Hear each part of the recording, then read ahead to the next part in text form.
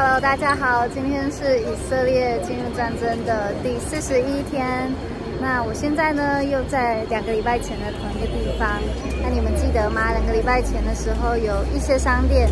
那现在呢，就比之前再多了一些，给大家看。这里呢是卖古董的店，那可以看到人潮真的就已经好像回来很多了。那我也不知道为什么这里也是卖古董的店，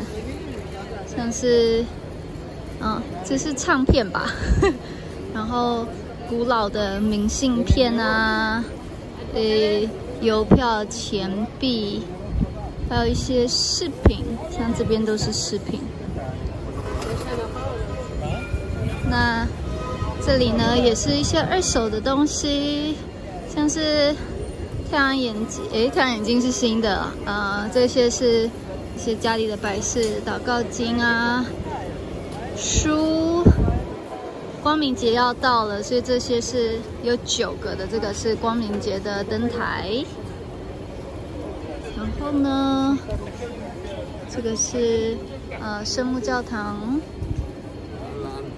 一些书。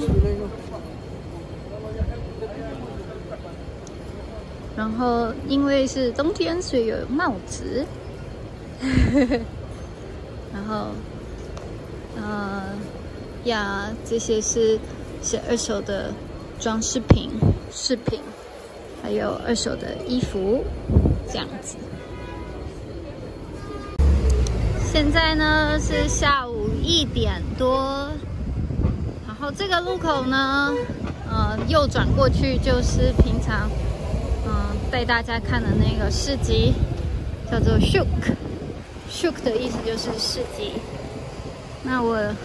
2年前来以色列的时候，我的房子是住在那边的一个小房间里面。那个时候是疫情，所以房租是它算是特价吧，就是$1000。但我住了几个月以后，那个房东看到开始有观光客回来，所以他就把所有的房客都赶走，也不算赶走啦，就是直接通知我们说，你们的合约我就是要被终止了，你们有2个月的时间，然后2个月后就要搬走。因为你看我那个时候3200，房租大概是$1000的意思。那他如果是租给观光客的话，1个晚上他就可以租$100啊，所以他可以赚3倍，也许啦，可以赚大概3倍。我觉得讲这个是因为今天是我一个人出来，就是从战争过后的第一次，我自己一个人出来到 Shuk 这边。那以前我还没有认识我老公的时候，我也就是都跑来 Shuk 这边逛街啊，看路人啊什么的，所以就是有点想念以前的生活，特别是那个时候是有疫情，但是没有战争。好啦，那再带大家看一下今天的市场是长什么样子。那今天是礼拜4，其实礼拜4的话，通常是人蛮多的。现在又是下午1点多，但是我觉得没有很多人。那我之前都会在这里买安息日的花，我觉得蛮便宜的耶，才10块钱。那这些呢是熟食，平常也会有，但是安息日的时候，安息日之前会卖更好，因为这样妈妈们或者是家里负责煮饭的人就不需要煮那么多道菜，就可以买熟食回去。那这些是以色列的糕点，像这种就是特别的甜，因为它基本上是泡在糖浆里面，蜜蜂很喜欢。然后果汁店，这又是熟食。那现在当季的水果呢，我最高兴的就是有 avocado， 就是酪梨。Hello， 现在1公斤才9块钱。Thank you。然后这是犹太人头上会戴的小帽帽。那我听人家讲的啦，就是越虔诚的会戴越大顶，然后越觉得就是自己没有那么虔诚，比较世俗，就戴小顶这样。那这家是新的咖啡店，我没有吃过。然后这个也是新的糕点店呢，哇！我买一些看起来蛮好吃的饼哦。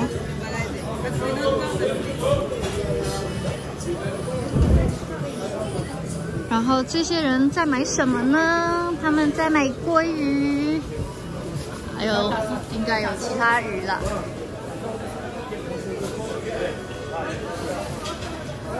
其实我刚刚不是说就是什么比较虔诚戴比较大顶什么的，就是人家开玩笑啦。因为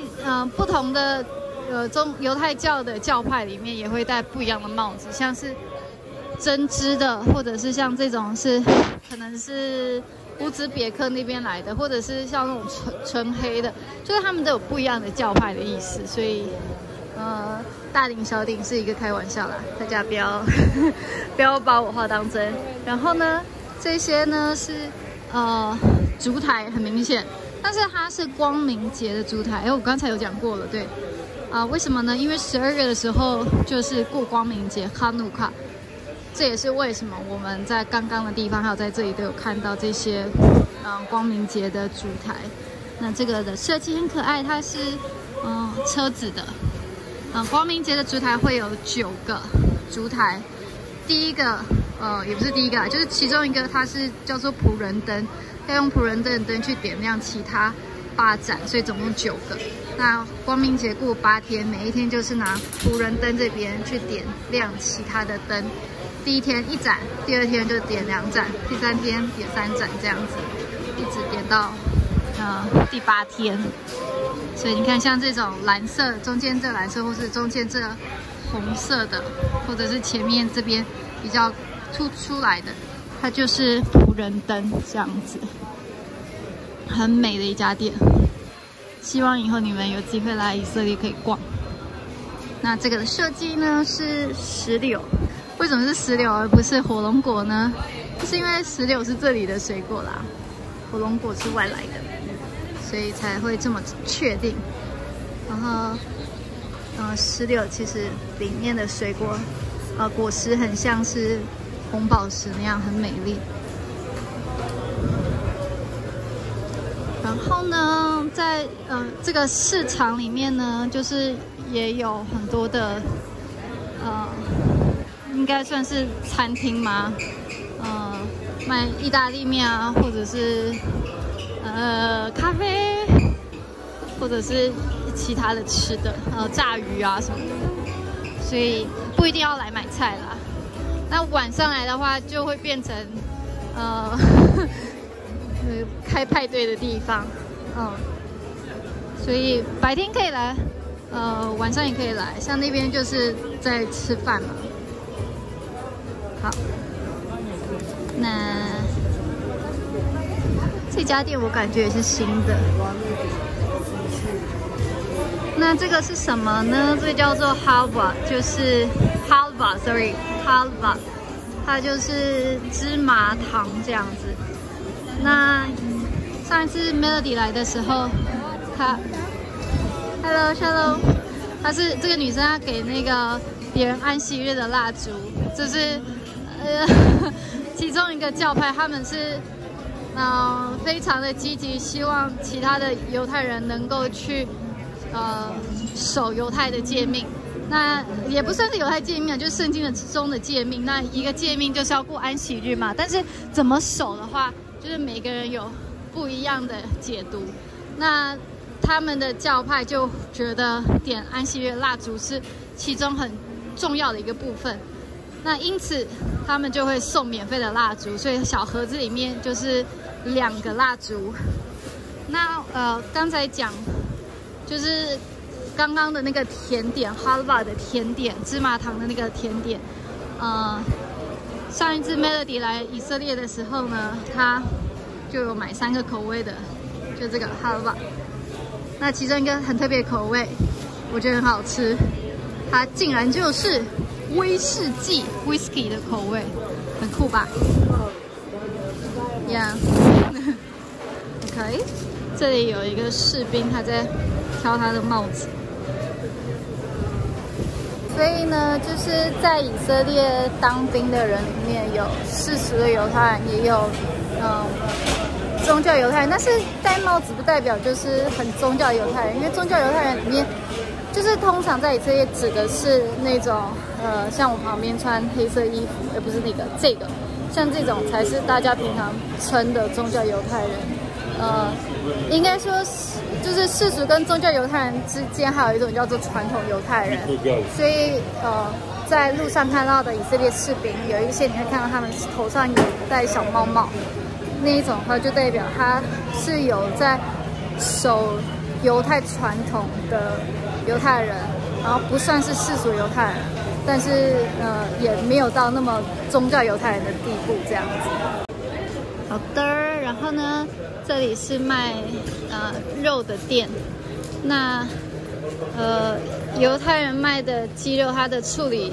就是比较多毛之外，还有一个很奇怪的地方，就是它比较咸，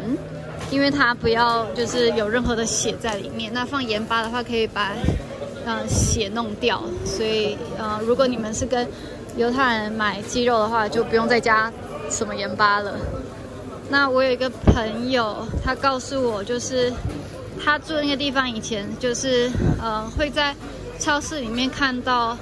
阿拉伯人，他是犹太超市，但是会看到阿拉伯人就是在卖肉的区域帮忙，也不是帮忙，他的工作就是切肉啊什么的。但是现在就都没有了，现在这些阿拉伯人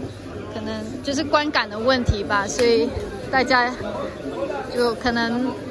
也不会直接跟拿刀的阿拉伯人说我要买肉，所以超市就取消了就是切肉的这部分，只剩下就是已经包装好的冷藏的肉这样子，所以就是战争目前的样子啦。我觉得应该几个礼拜后就又会恢复正常了，就跟我们一开始战争的时候，我们是跟阿拉伯超市买东西，那阿拉伯超市的人以前都可以直接送到我们家门口。那战争过了1个礼拜，他就说他不行送进来，因为他怕我们的邻居会不开心什么的。那所以我们就要下楼拿。但是过了又1个礼拜，他又可以就送到我们家门口了。然后有一次是连电铃都没有按因为可能一个是可能我们的大门楼下的大门没有锁，另一个可能性是他记得我们家的那个大门锁的密码，所以就自己就进来了，也有可能。所以就是以色列的一个媒体不会讲的事情，就是其实阿拉伯人跟犹太人的互动比大家想象的多。那阿拉伯人如果他们真的不怀好心的话，其实要攻击犹太人的机会很多，因为这里毕竟还是犹太人比较多，然后大家是在生活，大家不是在家里，然后也当作是在打仗嘛，所以不可能时时刻刻都是保持警戒的心，所以我们不会因为他是阿拉伯人，然后就不给他我们家楼下的大门的密码嘛，还是会告诉他密码是什么，然后让他可以送货进来啊。所以这是这个地方的样子。好，那这应该是是二手的吗？我也不知道。好，走到主路来给大家看一下现在主路的样子。其实市场不是很大啦，我每次走就这样啊，就是里面那一条跟这里，然后如果你要再走进巷子的话，那再走这样子，但差不多就是这个样子。哦，狗狗，啦，我买一点面包，然后就差不多可以回家了吧？哦，这是另一个教派，之前我在路上看到，那他们的教派就是相信，很快乐的这样子敬拜赞美上帝的话，可以加速弥赛亚的回来，那这样对大家都好，因为弥赛亚回来的话就会有和平嘛，所以他们的角色就是让大家就是一起来敬拜赞美上帝这样子，很可爱。那我没有想到现在竟然还有无花果，然后葡萄这些是正常的。让我比较惊讶的是，竟然还有无花果。还有一个很神奇的是，草莓竟然出来了。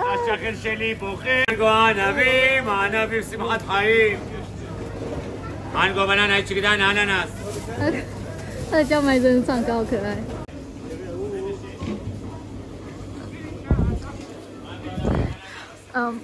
不知道它累不累，它真的就一直跳耶。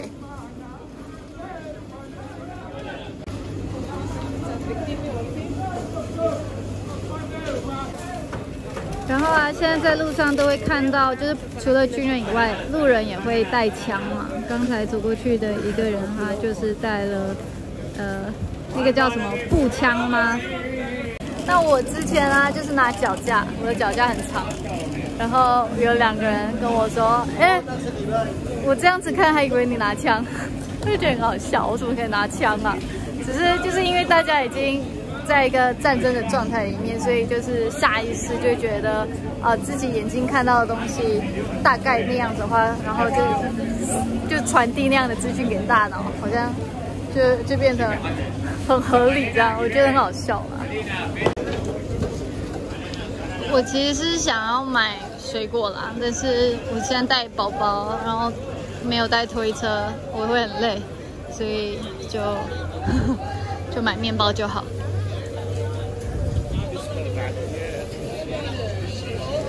买个面包。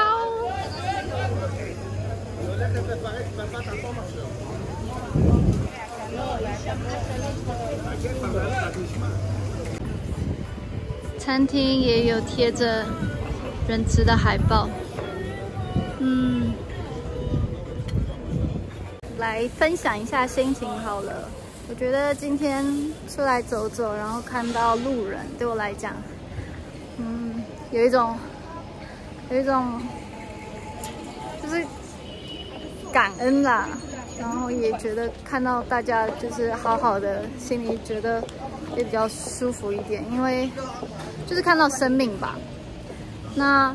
就是最近的那种感觉，就是觉得哇，什么时候人质才要被救出来？就是觉得很难过哎。就是我们今天已经41天了，然后人质还是我希望他们都活着，但是因为昨天在朋友家吃饭，然后就是听到好像不是那么乐观的那种谣言，在被证实之前都是谣言而已，所以我就是希望可以赶快以色列军队可以做好，就是他们就是达到他想要达到的目标啦，然后人质能够救多少回来就赶快救回来啦。我觉得真的很辛苦，以色列打这么久的战争，政府也是要花钱的。这些军人他们，就我听到的话，他们如果是在战斗的这个部队的话，他们是领他们上班的薪水之外的额外还会再给25%，那这些是政府应该给的钱。所以以色列接下来打赢了胜仗以后，他还要付很多的钱在这些像国内的难民，他们现在住旅馆都是免费的嘛，应该是免费的。然后政府也要再还钱给这些旅馆，然后还有军队要给这些企业钱，然后还有就是被毁坏的这些房子还要重建，然后再来还有就是花了这么多的钱在那个Iron Dome嘛，所以就是以色列接下来会有很不容易的挑战。不过一个一个来吧，先把这场仗打赢，把人质救回来，然后再考虑接下来经济的问题吧。41天了，很久了，然后以色列还要继续勇敢的撑下去。然后还有另外一个以色列接下来要付的钱，就是一定会有人有创伤。那这些创伤，它不是说你参加什么10堂课以后你就好了，不会。这个创伤可能波及对象也不只是住在加沙附近的居民，或者是从北方撤下的人，就连我这种平民，但我没有什么创伤，只是会有一些不自觉的反应，好比说听到大声一点东西，我就会想说，是不是什么这样子，或者听到车子怎样的声音，就会想，这是不是什么？那这个什么可能是枪击，可能是防空警报声，也可能是炸弹、炸药，所以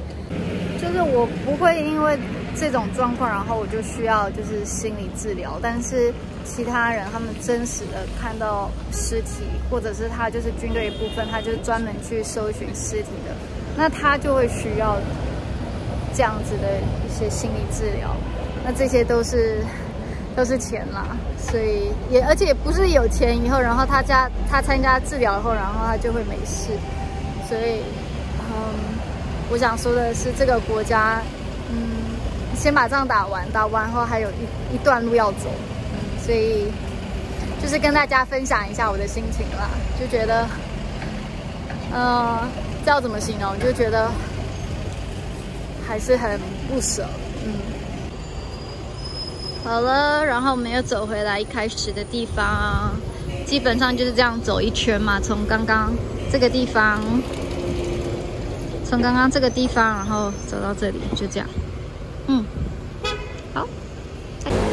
最后呢，就是我觉得很重要的就是谢谢大家对以色列的支持，因为我们在现场，我们跟以色列人互动，他们知道我们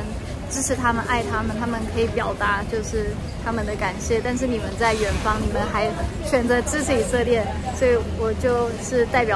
不能代表，我就是代表我个人向你们谢谢这样。